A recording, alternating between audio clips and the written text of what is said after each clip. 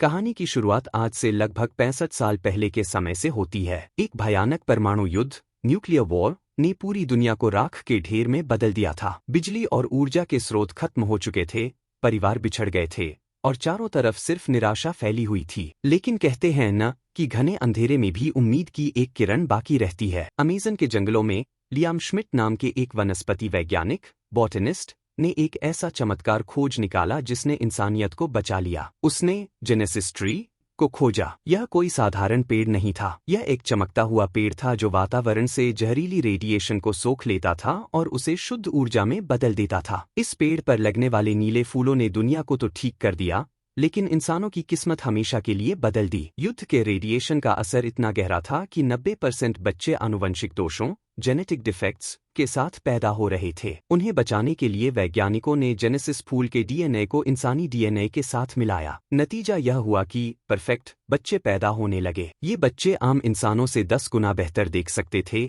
सुन सकते थे और काम कर सकते थे। इन्हें जेनेटिक्स कहा गया। इस नई दुनिया में जेनेटिक्स को राजाओं की तरह पूजा जाता था, लेकिन 10% आबादी ऐसी थी जिसने उस डीएनए को स्वीकार नहीं किया। वे आम इंसानों की तरह पैदा हुए, लेकिन कई कमियों के साथ, जैसे अंधापन, दिल की बीमारी या चलने फिरने में लाचारी। इन्हें स्पेशल्स नाम दिया गया। इस दुनिया में स्पेशल्स को कचरे के समान समझा जाता था। उनके साथ भेदभाव होता था और उन्हें समाज के सबसे निचले स्तर का काम दिया जाता था। कहानी हमें जेनेसिस इंस्टीट्यूट ले जाती है, जहां इन शक्तिशाली पेड़ों को रखा जाता है। यहां हम लियोन से मिलते हैं। लियोन एक स्पेशल है जो व्हील चेयर का इस्तेमाल करता है और यहाँ सफाई कर्मचारी का काम करता है। उसके साथ 12 साल की एक छोटी बच्ची क्लो भी है, जो स्कूल ट्रिप के बहाने वहां आई है। लेकिन असल में लियोन और क्लो एक मिशन पर हैं। वे वहां चोरी करने आए हैं। क्लो गाइड का ध्यान भटकाती है, जबकि लियोन एक सुरक्षित दरवाजे को हैक कर लेता है। गार्ड्स से बचने के लिए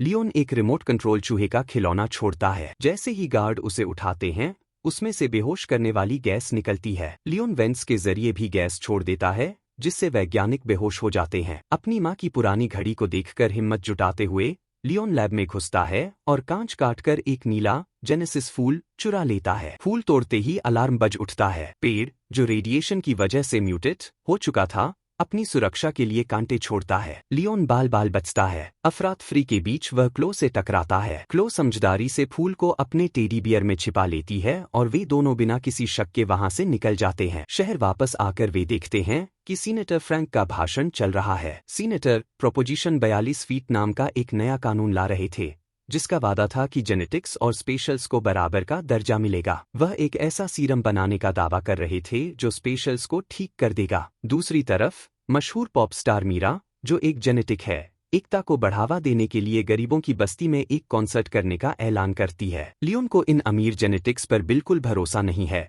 उसे लगता है कि वे सिर्फ झूठ बोलते हैं। लियोन और क्लो अपने घर पहुंचते हैं, जो एक तहखाने बेसमेंट में बनी वर्कशॉप है। यह जगह पौधों और मशीनों से भरी है। क्लो एक बेहतरीन वनस्पति शास्त्री है जो अजीबोगरीब पौधे उगाती है, जबकि लियोन एक आविष्कारक इन्वेंटर है। वह स्पेशल्स के लिए नकली हाथ पैर प्रोस्थेटिक्स बनाता है। जो फूल उन्होंने चुराया था, उसका अर्क एक्सट्रैक्ट लियोन अपनी मशीनों को चलाने के लिए इस्तेमाल करता है ताकि स्पेशल्स की मदद की जा सके। उस रात उन्हें अमीर जेनेटिक डिस्ट्रिक्ट से एक शेफ का फोन आता है। वह शेफ भी एक स्पेशल है जो चलने के लिए एक मैकेनिकल सूट का इस्तेमाल करता है। उसका सूट खराब हो गया है और उसे डर है कि अगर किसी को पता चला कि वह स्पेशल है तो उसे नौकरी से निकाल दिया जाएगा। लियोन पहले मना करता है क्योंकि वह इलाका खतरनाक है, लेकिन अच्छी रकम के ऑफर पर वह मान जाता है। वे एक पुराने गुप्त रास्ते से अमीर इलाके में घुसते हैं। होटल की किचन में वे शेफ के सूट को ठीक कर ही रहे होते हैं कि अचानक लाइट चली जाती है। वहां एंटीजेनेटिक स्क्वाड नाम का एक आतंकवादी गिरोह हमला कर देता है। ये वे लोग हैं जो जेनेटिक्स से नफरत करते हैं। वे बेरहमी से शेफ को मार डालते हैं। लियोन और क्लो छिप जाते हैं। बचने का कोई रास्ता न देख लियोन उस मरे हुए शेफ का मैकेनिकल सूट पहन लेता है। तभी लियोन सुनता है कि गिरोह अगले दिन किसी बड़े हमले की योजना बना रहा है।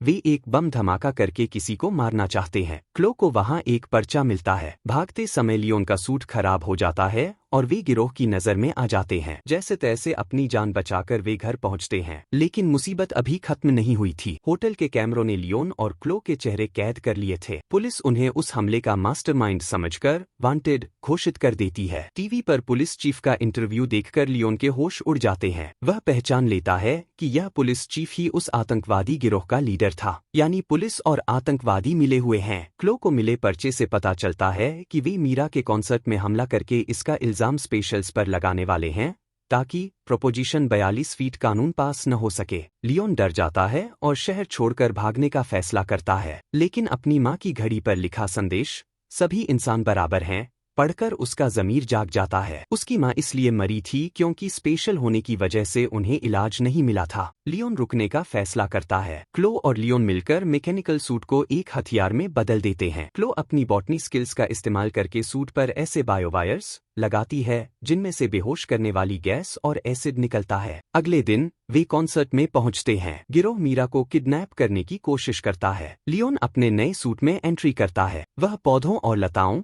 वाइन्स का इस्तेमाल करके गुंडों को हवा में उछाल देता है और उन पर एसिड फ्रूट्स से हमला करता है। वह मीरा को बचाने की पूरी कोशिश करता है, लेकिन गुंडे बहुत ज्यादा थे। वे लियोन को बुरी तरह पीटते हैं और उसका सूट तोड़ देते हैं। जब सब खत्म होने वाला होता है, तभी क्लो एक चोरी की कार लेकर आती है और लियोन व मीरा दोनों को बचाकर ले जाती है। वे अपनी वर्कशॉप में छिपते हैं और मीरा को सच्चाई बताते हैं कि पुलिस चीफ ही असली विलेन है। मीरा बताती है कि कल उसकी मुलाकात सीनेटर से होने वाली है। लियोन समझ जाता है कि आतंकवादियों का अगला निशाना सीनेटर है। वे सीनेटर को बचाने का प्लान बनाते हैं। अगले दिन मेडिकल सेंटर में लियोन और मीरा वेश बदलकर घुसते हैं। जैसे ही गुंडे हमला करते हैं, लियोन उन पर टूट पड़ता है। वह एक एक करके सबको हराता है, लेकिन पुलिस चीफ जो खुद जेनेटिकली एनहांस्ड है, लियोन पर भारी पड़ता है। लियोन फिर से हारने की कगार पर होता है। तभी सीनेटर के गार्ड्स आ जाते हैं और चीफ भाग जाता है। इसके बाद एक बड़ा खुलासा होता है। सीनेटर सबके सामने लियोन को गले लगाता है और बताता है, यह मेरा बेटा है। यह सुनकर क्लो को गहरा धक्का लगता है। उसे लगता है कि लियोन भी उन अमीर जेनेटिक्स का हिस्सा है और वह रोते हुए वहां से भाग जाती है। इस घटना के बाद सीनेटर का कानून पास हो जाता है और स्पेशल्स के इलाज के लिए मेडिकल कैंप लगाए जाते हैं। लियोन अपने पिता सीनेटर के पास रहता है, लेकिन उसे क्लो की याद आती है। सीनेटर उससे माफी मांगता है और कहता है कि वह अपनी पुरानी गलतियों को सुधारना चाहता है। लेकिन जब क्लो और मीरा वापस आकर लियोन को सच्चाई दिखाते हैं, तो उसके पैरों तले जमीन खिसक जाती है। क्लो ने एक जासूसी कैमरे से देखा था कि सीनेटर और पुलिस चीफ दुश्मन नहीं, बल्कि पार्टनर हैं। वो सारा ड्रामा, होटल का हमला, कॉन्सर्ट, मेडिकल सेंटर, सब एक नाटक था। सीनेटर का असली मकसद स्पेशल्स को ठीक करना नहीं, बल्कि उनके दिमाग से एक खास केमिकल निकालना था ताकि जेनेटिक्स को और ज्यादा ताकतवर बनाया जा सके। इस प्रक्रिया में स्पेशल्स की मौत हो जाती है। वे सिर्फ लियोन को बचाना चाहते थे क्योंकि वह सीनेटर का बेटा है। बाकी सभी स्पेशल्स को मारने का प्लान था। लियोन यह देखकर टूट जाता है। कैंप में मौजूद स्पेशल्स को जब पता चलता है कि उन्हें मारने के लिए लाया गया है, तो वे विद्रोह कर देते हैं। लियोन अपनी सर्जरी के लिए तैयार होता है। उसने अपने कपड़ों के नीचे अपना रिपेयर किया हुआ सूट छिपा रखा था। जैसे ही उसके पिता करीब आते हैं, लियोन उन पर हमला कर देता है और उन्हें राक्षस कहकर एक कमरे में बंद कर देता है। वह उस इलाज के इंजेक्शन को अपने कब्जे में लेता है और सिक्योरिटी रूम में जाकर सारे दरवाजे खोल देता है। तभी पुलिस चीफ अपनी पूरी आर्मी के साथ वहां पहुंच जाता है। स्पेशल्स और जेनेटिक्स के बीच भयंकर लड़ाई शुरू हो जाती है। स्पेशल्स कमजोर हैं, लेकिन उनकी तादाद ज्यादा है और वे अपनी जान के लिए लड़ रहे हैं। दूसरी तरफ क्लो और मीरा सबूत एविडेंस को दुनिया के सामने लाने के लिए इंटरनेट पर अपलोड करने की कोशिश करते हैं। काफी मशक्कत के बाद वे सबूत भेजने में कामयाब हो जाते हैं और सीनेटर का असली चेहरा दुनिया के सामने आ जाता है। लियोन और पुलिस चीफ के बीच आखिरी लड़ाई होती है। पुलिस चीफ बहुत ताकतवर है और वह लियोन के सूट को फिर से तोड़ देता है। वह लियोन को घसीटते हुए लैब में ले जाता है और उसे कंट्रोल पैनल पर फेंक देता है। लियोन देखता है कि उसके ठीक पीछे एक जेनेसिस ट्री है। उसे याद आता है कि पेड़ अपनी रक्षा कैसे करता है। लियोन फुर्ती से एक फूल तोड़ता है। पेड़ का डिफेंस सिस्टम एक्टिवेट हो जाता है और वह तीखे कांटे थॉर्न्स छोड़ता है। लियोन नीचे झुक जाता है और वे विशाल कांटे सीधे पुलिस चीफ के आर पार हो जाते हैं। विलेन मारा जाता है। अंत में ईमानदार पुलिस अधिकारी आते हैं और सीनेटर के गुर्गों को गिरफ्तार कर लेते हैं। सीनेटर की असलियत सामने आने के बाद प्रोपोजिशन 42 फीट रद्द कर दिया जाता है, लेकिन शहरों के बीच की दीवारें गिरा दी जाती है। दुनिया में असली समानता आती है। जेनेटिक्स और स्पेशल्स अब एक साथ बिना किसी भेदभाव के रहने लगते हैं। लियोन, क्लो और मीरा अब साथ हैं। लड़ाई में मीरा घायल हो गई थी और अब वह कभी गा नहीं पाएगी, लेकिन वह लियोन के साथ एक साधारण जिंदगी बिताकर खुश है। क्लो भी उनके साथ सुरक्षित है। कहानी यहाँ एक सुखद मोड़ पर खत्म होती दिखती है,